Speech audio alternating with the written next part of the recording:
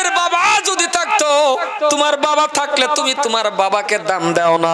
আর এমন একটা গুনাহগার কতটা মানুষরে বাবা ডাকলাম, আজকের দিন পর্যন্ত দুনিয়ার কত মানুষরে বাবা ডাকলাম, আপন বাবার মতন হয় না।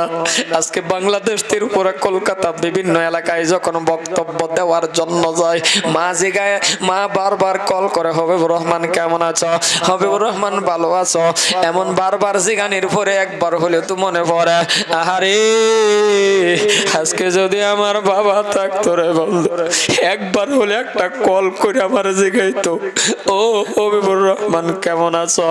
এই জীবনের মধ্যে এই ডাকের থেকে আমি বঞ্চিত হয়ে গেলাম। আমার মাকে নিয়ে আমি কাবা গর্তব করলাম, যদি আজকে আমার বাবা থাকতো, আমার বাবাকে নিয়ে আমি কাবা গর্তব করতাম। এই জন্যই বলি, মা বাবা দোয়া করলে আল্লাহ পাক কবুল করে না। আজকে আপনাদের সামনে কথা বলা একমাত্র আমার মা জননীর দুয়ার বড়